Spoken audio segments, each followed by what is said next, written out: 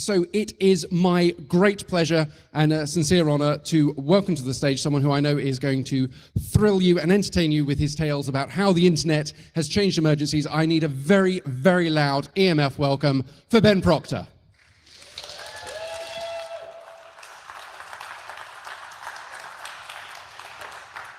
Thank you. Can you hear me? Oh, that's very exciting. Yes, thank you all for coming. And I don't just mean, oh, it's not working. I don't just mean to this event. I mean to Herefordshire, where I was born and bred, which means I've probably got the record for having traveled the least distance to come to EMF camp. This is me. You know how it is. You submit a talk and you think that's great. And then you think, just as the talk approaches, you think, how arrogant is it that I can explain to you how the internet has changed emergencies? And so this is my defense. So this is like my perspective. So I'm basically a general purpose data geek. I've been a volunteer for a weird internet thing that helps out in emergencies called the Standby Task Force for a long time. I used to be an emergency planner in public sector in the UK, and I also have a sideline training emergency planners in this stuff. So that's where I'm coming from on all this. You may or may not be familiar with the profession of emergency planners. Emergency planners are kind of born, not made. And there's a way to test whether you are born to be an emergency planner. So what I need you to do is just imagine you're walking down a street that you know very well, and suddenly there is a huge explosion in front of you. And in that moment of seeing that explosion, you make a decision. And we're not going to ask you what it is, but some people make a decision to run towards the explosion, and some people make a decision to run away from the explosion. And either of those people should not become emergency planners. If, in that moment, you think, we're going to need a lot of ambulances, where are they going to park? You should become an emergency planner. So very briefly, you've all come to a talk about how the internet has changed emergencies. We should probably explain what an emergency is. Because we're in the UK, we have the great honor of having the definition of emergency enshrined in law. Basically, it's what you would imagine an emergency to be. It's something that seriously threatens life or the environment or the security of the state. And I'm going to be randomly moving between kind of global international disasters and local UK emergencies in a way that doesn't necessarily make coherent sense, but I've got the microphone, and so you can't really stop me. There are three things I think it boils down to where the internet has really made a huge impact. And the first one is about maps. So I kind of wish that I'd just done my presentation about maps, because I have so much to say about how important and transformative mapping has been in humanitarian work that I'm going to run out of time. But the kind of story of maps for me starts back in 2010, where a very large earthquake hit Haiti and devastated most of Port-au-Prince, the capital city. And it happened at a kind of crucial time for a number of things in the internet. So we had the internet, which was a good start. We also had a system called Openstreetmap. Hands up if you are familiar with Openstreetmap. Almost everybody, that's great.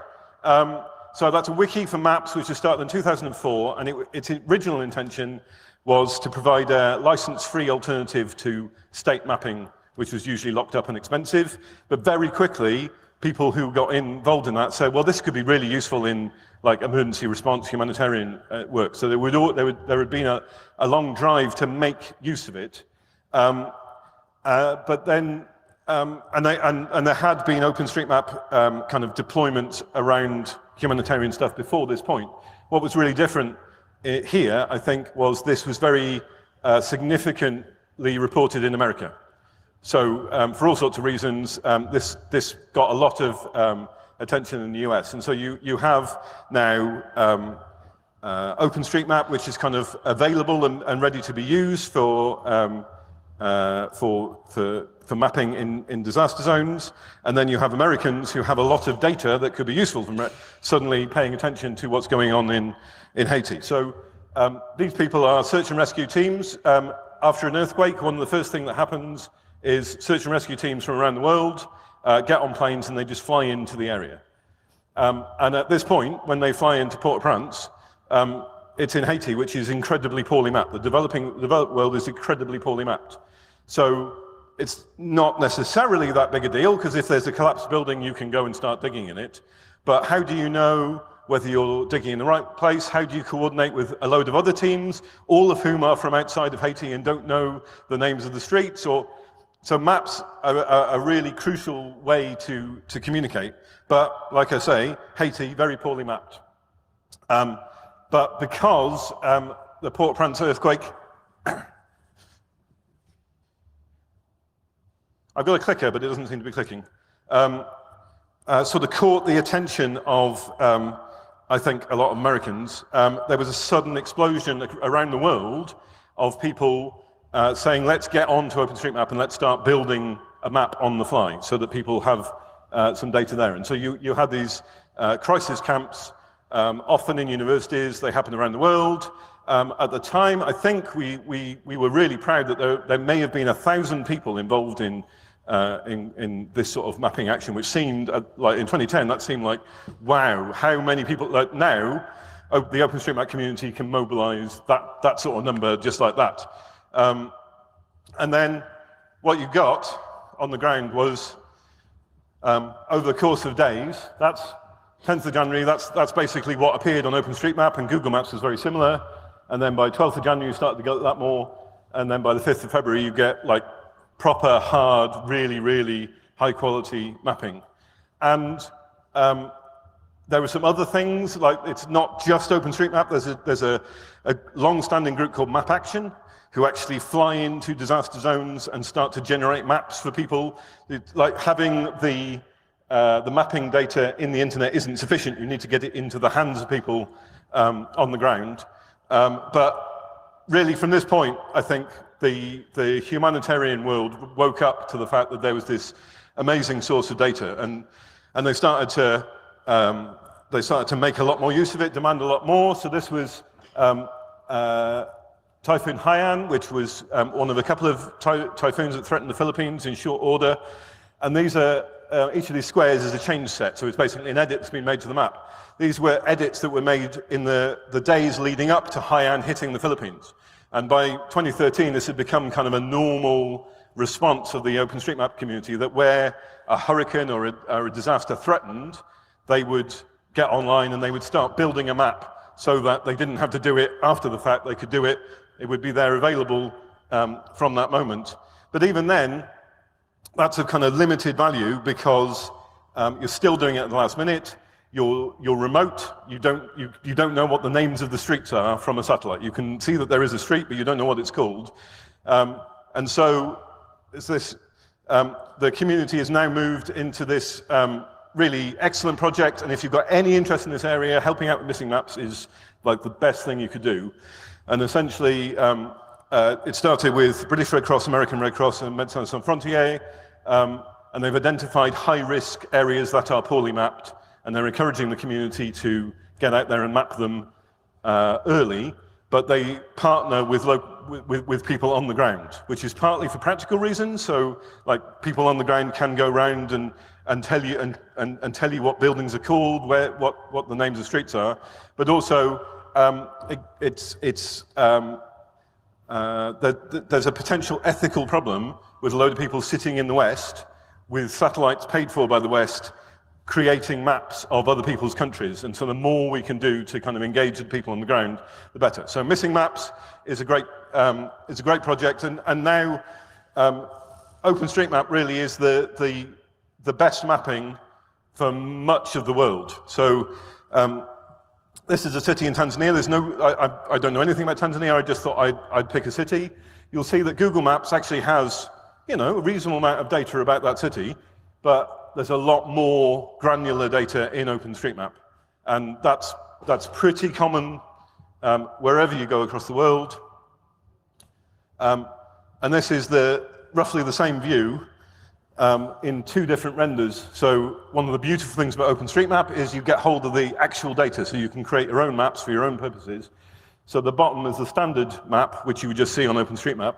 The top right-hand corner is a humanitarian map, so it's designed for use in disaster response. So you'll see that there are different buildings show up. So pharmacies show up in the humanitarian map where they don't show up in the standard map. The colors are designed to use less printer ink when you print them out, and also to enable you to annotate on top of them. And search and rescue is kind of where it came from and is the most dramatic use of this. But I've heard people from Médecins Sans Frontières say Openstreetmap has saved genuinely countless lives for things like cholera control. Because when people come into a clinic and they have cholera, you need to find out where they're from. And if you haven't got a map, they'll say, I'm from that village over there. If someone else comes in and says they're from a different village, is that just a different name of the same village? Is it in the same place? Is it downstream? Without a map, tracing things like cholera outbreaks is incredibly difficult. With a map, it gets a lot easier.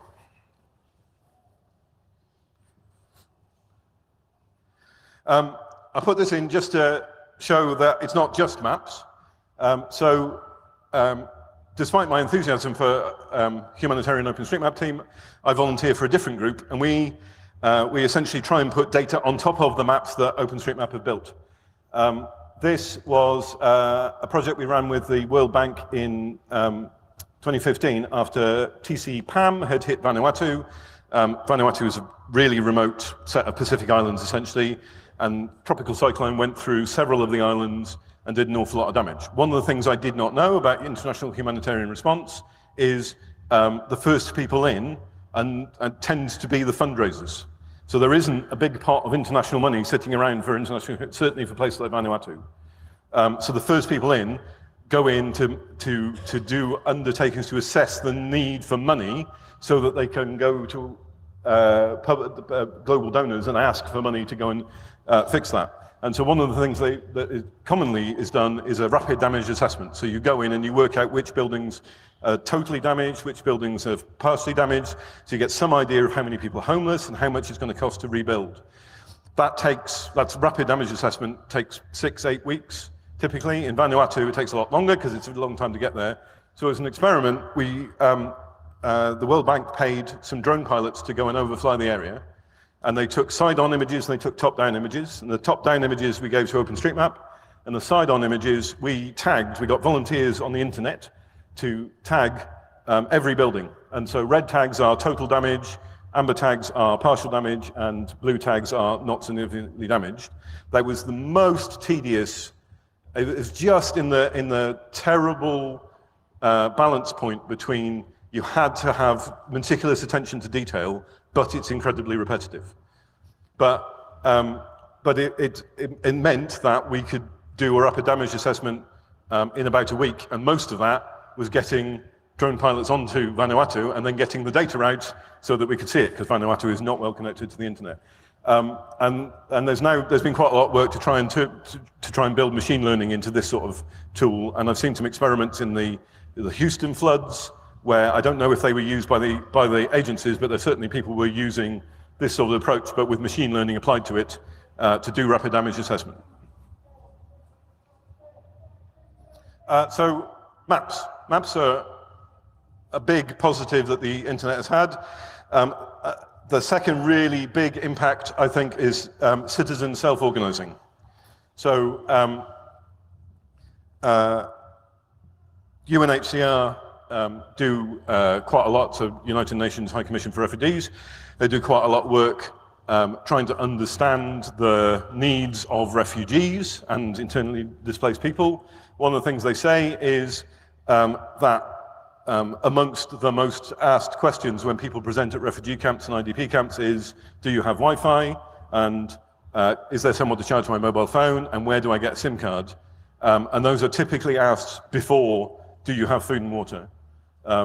So the degree to which being connected is kind of now fundamental to human being, not kind of just, it's great, I don't need to tell you, we have Ethernet to our tents. But the degree to which connections are kind of fundamental to the way people think about the world. And if you imagine, the reason that you want this is you need to find out whether your family is safe. You need to tell them that you are safe. You need to talk to your friend. that everybody that you know is on the internet. And so this has had a couple of kind of significant consequences. So one is that almost without noticing it, communications infrastructure has become a critical part of emergencies, disaster recovery, and a lot of it was never designed for that. So the cell network is a good example. Like the cell network was designed originally to, I'm looking at someone who knows a lot about this, so I'm hoping that he's nodding. The cell network, certainly in the West, was designed to be like an add-on to the critical infrastructure, which was the fixed line network. Well, actually, the cell network is a piece of critical infrastructure. And you've seen that, you've started to see that shift happen, and certainly in kind of, to switch back to UK emergency planning, when I became an emergency planner in 2005, the 999 service going down was the thing that we had, that was the communications risk we had in our plans. Now, the mobile service going down, the internet going down, those are much more, those have appeared in our risk registers in a way that we never thought of them before. And then critically, because human beings are incredibly connected and they have these tools and techniques that enable them to talk to their friends and family, it turns out they use them to self-organize. So I've got a couple of examples. So this is 2013 in Aberystwyth, which is in Midwest Wales. They had a huge and not really expected flooding event. And it affected not just Aberystwyth, it affected some villages upstream, and it really was quite kind of dramatic. And it, thankfully, I don't think it caused any deaths directly, but it made an awful lot of people homeless straight away.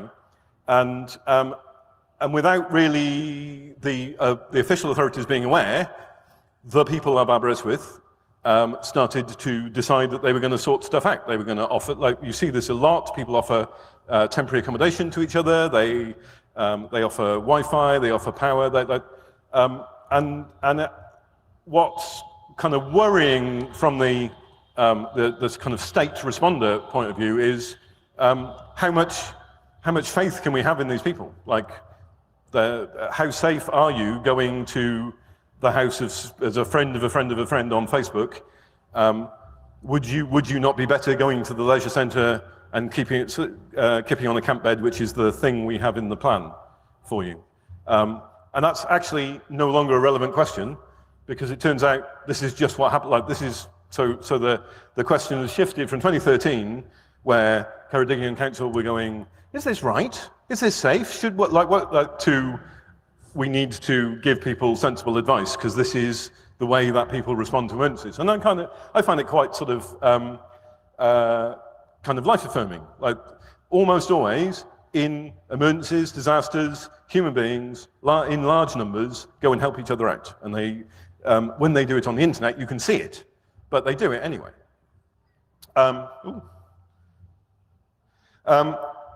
This is perhaps a slightly more significant thing. So in the Nepal earthquake, there was a fantastic organization called Kathmandu Living Labs.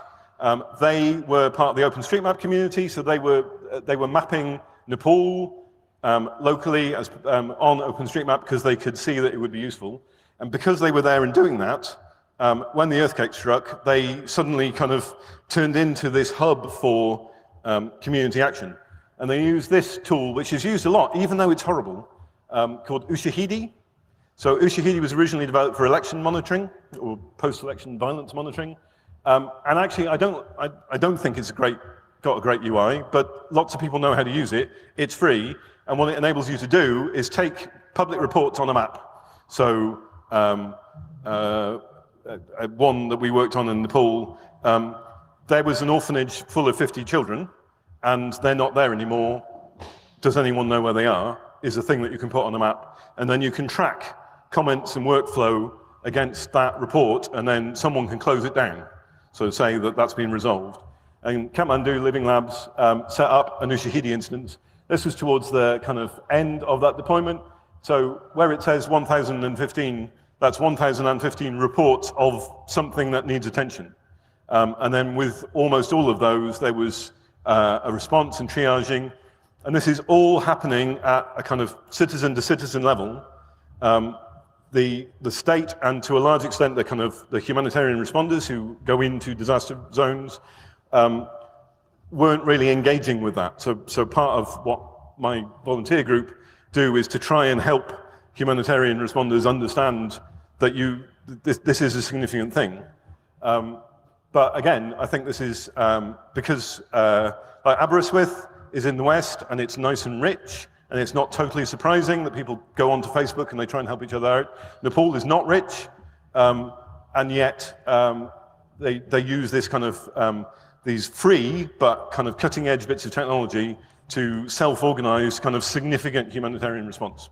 And then within the world of disaster response, there's a whole kind of set of layers of citizens who are just getting on with it to different degrees. So my group, Standby Task Force, is just a group of people. Essentially, we're emergency on-call librarians. Like, we're people who like searching the internet for things and putting it on maps. But there's a whole kind of swathe of them, and they have kind of sprung up out of people like yourselves, who have skills and are motivated to do something about it.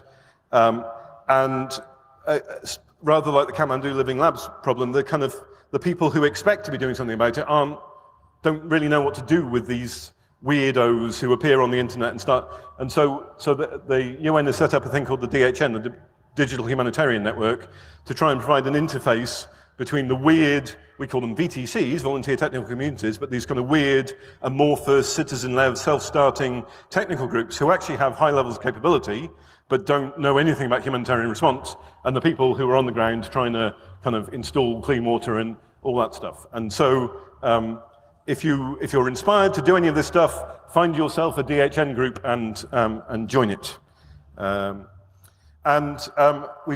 We've seen this citizen self-organizing happening this year in the Kerala floods. So lots and lots of people now. What's interesting, kind of vaguely academically to me, is globally the kind of way this is done is moved off platforms like Facebook and Twitter and other more public platforms onto things like WhatsApp. So the Kerala floods, huge amounts of citizen self-organizing, but not really done on the public web, all done on interlocking WhatsApp groups. And that's interesting. It's not because people have made a decision that they want to use WhatsApp above these other platforms. It's just they're on WhatsApp, their friends are on WhatsApp, that's what you do.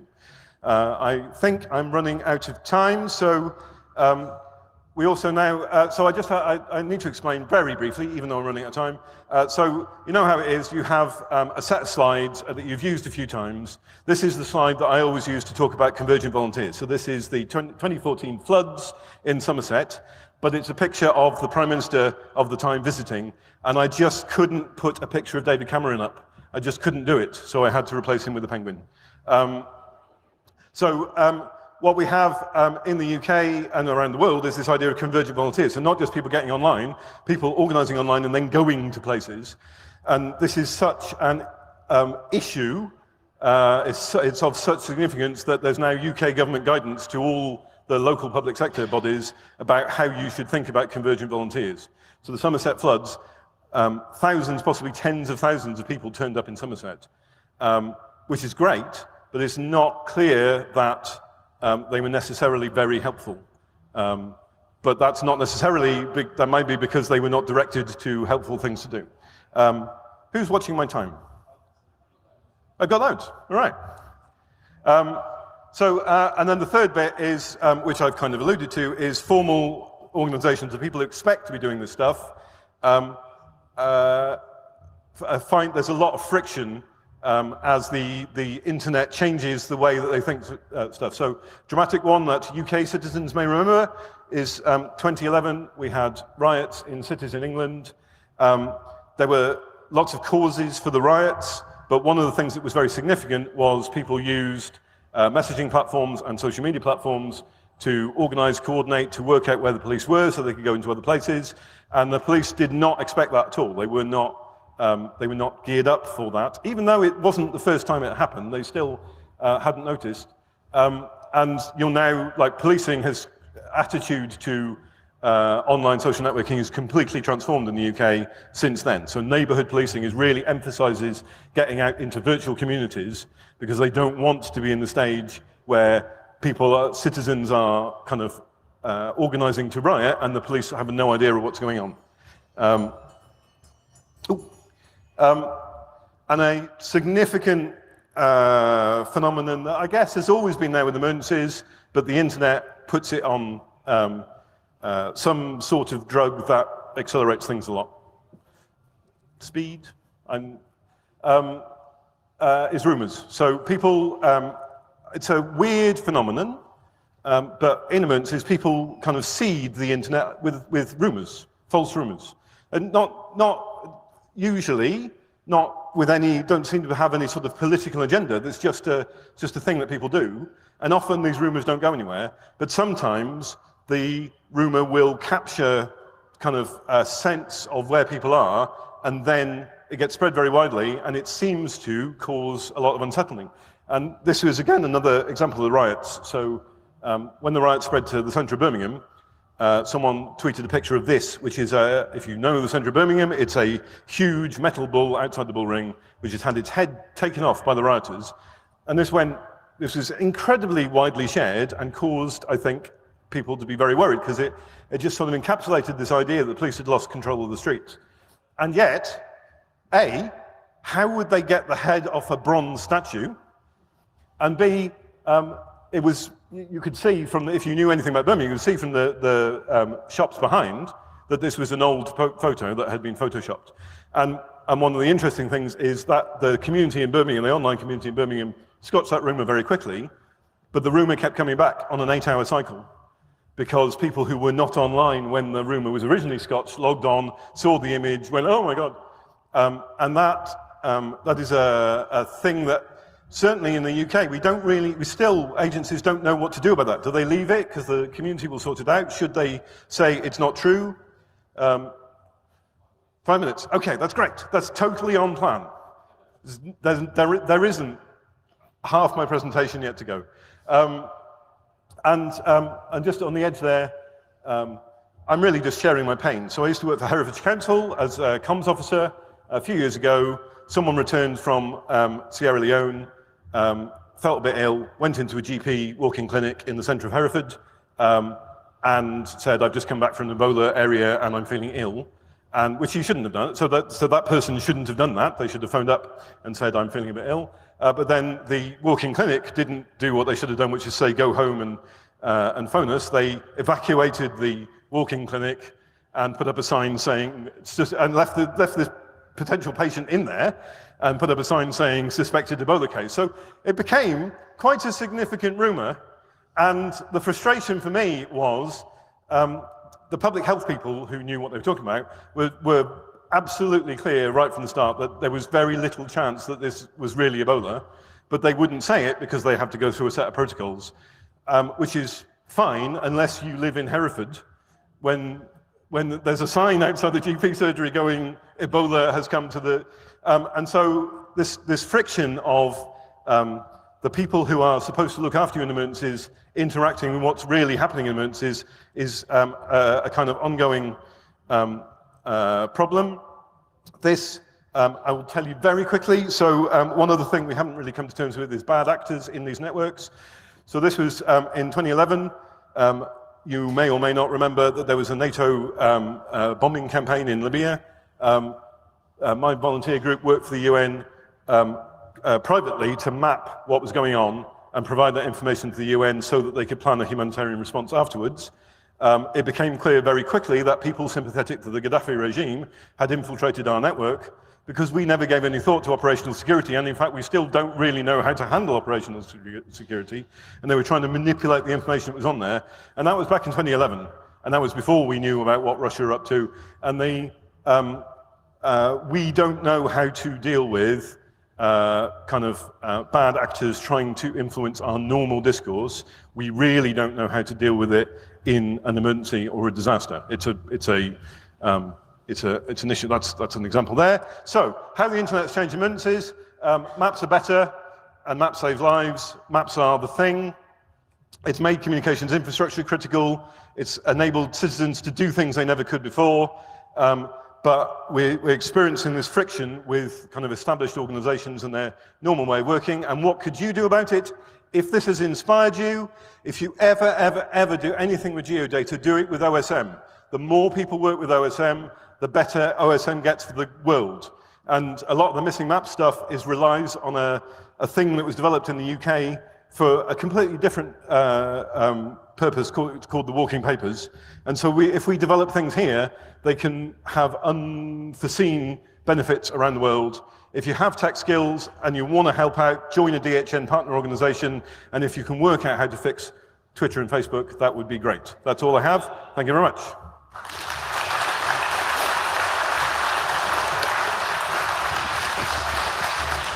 Thank you, Ben. That was an absolutely amazing talk. We have time for a few questions. Just stick your hand up if you do have questions, just so I can get a sense of how many we've got. Okay, great. Question or comment? Hey, thank you very much for the talk. Really interesting stuff. There's been a couple of applications built for Android and iOS to kind of supplement Google Maps for things like traffic and speed cameras and police, all that fun stuff. Have you thought about maybe making applications sort of like this for emergencies? Because then it would bring it down to sort of very low level that anybody could start using it and kind of feed into the system just by taking out your smartphone that you used to use. Is there something like that out there? Have you thought about this? I think that sounds like a great idea. What has worked so far is where people build applications for their own purposes, but then open source them.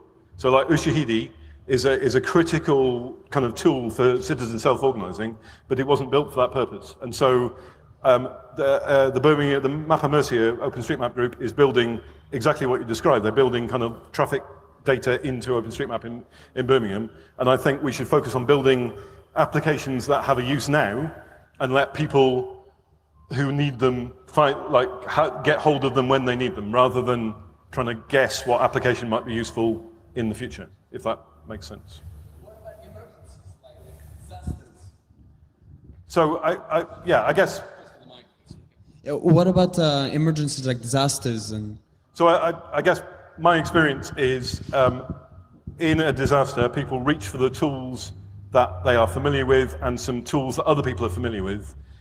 People do try and build disaster-specific applications, but they often don't gain traction because in a disaster, you want the thing that you know how to use, not the thing that was designed for this purpose. So I think we should build cool stuff, but not build it for emergencies. Build it for use and make it available to people in emergencies. So not so much of a question, but just a call out to missing maps, that we hold mapathons regularly. Go to missingmaps.org and there'll be a mapathon in your area, or there's lots of them. I organise Reading missing maps and I'm involved with London missing maps as well. So maybe missing maps could have a village at the next EMF. Wonderful idea. Any more questions? There's one over here.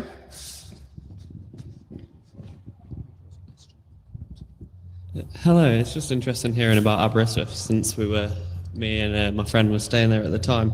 But my question is, you mentioned these large organisations which have like bureaucracy in place or process in place, which means they can't comment on like an Ebola thing, and then the small, people to people like peer networks. Is there anything between them two kind of extremes, or like a bridge of maybe knowledgeable people that could comment on the Ebola thing because they're not as constrained by process? Yeah, and in fact, the police have cottoned onto that since the riots. So in Herefordshire, in South Hereford, we had a couple of years ago a set of stabbings in close proximity, which the police said were not related to. It was just a chance thing. But the police now are smart enough to know that a statement from the superintendent won't go anywhere, but the neighbourhood policing team putting something out on Twitter will get a lot of trust because everybody knows them already in that environment.